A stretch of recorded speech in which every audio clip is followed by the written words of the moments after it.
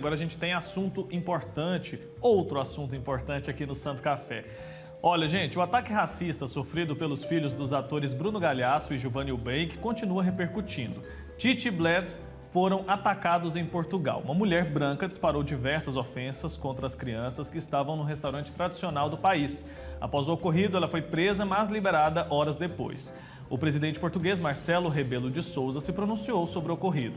Ele disse que não se pode generalizar o que aconteceu e elogiou a atitude do casal de acionar a polícia. Eu vou conversar mais sobre esse assunto agora com a professora de História do Instituto Federal de Goiás, a Janira Sodré, que está aqui ao meu lado. Seja muito bem-vinda, professora. Obrigada. Então, casos de racismo, eles são cruéis. Quando a gente fala sobre crianças que sofreram esse tipo de violência, acho que isso repercute e isso ainda se torna pior, se é que a gente pode classificar como pior. As crianças, elas estão sendo vítimas mesmo de racismo, não só aqui no nosso país, mas no mundo todo? Na verdade, o racismo, ele é um fenômeno, um processo global. A primeira coisa que a gente precisaria entender é isso, porque a gente entende um pouco como que esse fenômeno, que esse processo emergiu, né, no mundo moderno. A escravização e a coisificação de africanos, que vem trazer esse impacto. E essa experiência em Portugal, ela é muito forte porque, enfim, né, Portugal é o país que nos colonizou e é essa experiência entre Brasil, Portugal e África que molda essa situação. De fato, quando a gente pensa que as crianças negras, africanas, brasileiras ou em Portugal, né, há uma população africana e hoje afro-brasileira em Portugal, quando a gente pensa que as crianças sofrem o efeito desse processo, que é um crime de lesa humanidade, é um impacto muito forte. E quem entende de racismo, estuda essa temática ou sofre os efeitos dessa operação, compreende o impacto disso na infância e que marca a vida inteira de uma pessoa negra. Certo. O presidente de Portugal se manifestou, como eu disse, a respeito desse caso. A mobilização de autoridades assim é importante nessa luta? É muito importante. Eu diria que o presidente Sousa, ele pontuou, né? Ele disse, isso é um caso isolado, isso, na minha opinião, é uma falta de compreensão do que faz uma mulher adulta direcionar esse tipo de ofensa a uma criança. Não é porque ela pontualmente resolveu fazer isso, é porque ela foi educada numa sociedade que disse para ela que brancos é um delírio, porque isso não é verdade. Brancos são superiores e ou melhores que pessoas negras. E por isso, então, ela quer expulsar da sua convivência essas crianças e também a família angolana que estava no mesmo espaço. Então, infelizmente, não é pontual. Essa mentalidade, ela nasce de um conjunto que vem da educação familiar, escolar, social, né, que instrui. E isso que o Silvio Almeida, o professor da Mackenzie, chama de racismo estrutural. São estruturas mentais, culturais, políticas, econômicas também. Valeria a pena falar de economia, né? Porque são crianças ricas. Os filhos do casal Eubank e Galhaço são crianças ricas, né? Foram crianças adotadas por uma família rica. Mas aí a gente percebe o quê? Mesmo ricos, eles não estão a salvo do racismo. Transcende, inclusive, a questão da classe social, que é muito nítida, né? E a gente sempre fala sobre isso, mas essas pessoas também acabam sendo vítimas em um local, inclusive, que ela deveria estar bem protegida, né? Era um lugar tradicional, um lugar de status ali na região. E isso que você falou é muito importante, porque não veio na cabeça dessa mulher, naquele momento, a vontade ali de ofender aquelas crianças. Isso já foi construído, ela já tinha isso na cabeça dela há muito tempo, provavelmente também já cometeu esse crime com outras pessoas também. A impunidade, ela foi presa e solta horas depois. Essa impunidade ajuda a reforçar esse sentimento, ajuda a reforçar para que essa prática continue acontecendo? Existe hoje um movimento, um debate importante, no caso brasileiro, no movimento negro, mas a luta antirracista ela é internacionalista também, para que os sistemas jurídicos possam, de fato, tipificar e responsabilizar as pessoas por racismo, né? No Brasil são pouquíssimos casos dessa implicação realmente para a pessoa responder. Então, nós podemos dizer isso, há muitas pesquisas mostrando o sistema jurídico, o sistema penal no Brasil, e agora nós podemos observar a experiência portuguesa também, ele é muito leniente. Ele transforma casos de racismo em injúria, muitas vezes ele transforma, a injúria ela já não é um crime tão gravoso, né, como o racismo, porque o racismo ele é imprescritível e inafiançável. A pessoa vai precisar ter sua liberdade retida, né? Então a injúria não é assim. Então muitas vezes há eu chamei de leniência, né? Há uma frouxidão legal em relação ao crime de racismo. Compreendo que essa é uma experiência de sistemas jurídicos que não foram formatados para produzir essa igualdade substantiva entre pessoas de origem étnica diferentes. Então, a gente tem muito para fazer nessa pauta. Muito, viu, professora? Vou te servir um café. Já tomei café hoje, inclusive. Vou tomar mais um. Enquanto a gente conversa.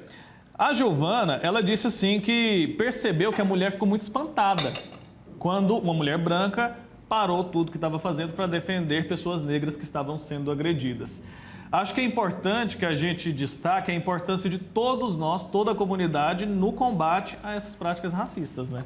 Não há dúvida que a voz de uma pessoa negra na defesa do racismo tem um efeito importante de protagonismo, mas que uma pessoa branca se movimentar, se posicionar, quebra aquilo que a Neuza Santos está chamando de pacto narcísico da branquitude, né? Que é essa ideia de como se todas as pessoas brancas fossem cúmplices dessa mesma operação. Então, quando uma mãe adotiva, né, de tez branca, ela vem nessa defesa, ela mostra, não, espere, há alguém branco que não compactua com esse delírio. Eu chamo assim, né? Porque uma pessoa acreditar que ela é melhor do que a outra por causa do seu tom de pele, para mim, é delírio, né, insensatez, é pouco lúcido, né, desumano, nos desumaniza a todos. Então, essa movimentação de uma mãe, né, adotiva, de uma família interétnica, eu diria assim, né, traz uma confusão mental para o supremacista. Né? Como que uma pessoa branca está fazendo essa defesa? Então, esse é o significado... Como que ela não é cúmplice? Exato. Esse é o significado da gente pensar o quão importante e transformador será se todas as pessoas de muitas origens étnicas se movimentarem e disserem não, né, a essa operação que, enfim, né, nos desumaniza a todos. É uma questão global, como você já mencionou, mas cada país ali tem que estabelecer suas regras, estabelecer suas leis e suas punições. No caso do nosso país, no caso do Brasil, a gente conseguiu avançar nos últimos anos na construção de leis e também na execução dessas leis? Nós temos um conjunto legal que vem desde 1986, com a Lei CAO, né, que criminaliza. Ela já tinha sido um avanço de uma lei do período varguista, que tornava o racismo contravenção penal, depois avança. Em 86 nós temos então essa ideia do racismo como um crime imprescritível e inafiançável no Brasil. Depois nós vamos ter um conjunto, né, que seria a legislação infraconstitucional dos artigos sobre a igualdade, que vem a culminar no Estatuto da Igualdade Racial, e um conjunto de legislações relacionadas à educação e outras estruturações de política pública, né, com órgãos gestores, com políticas na área de cultura.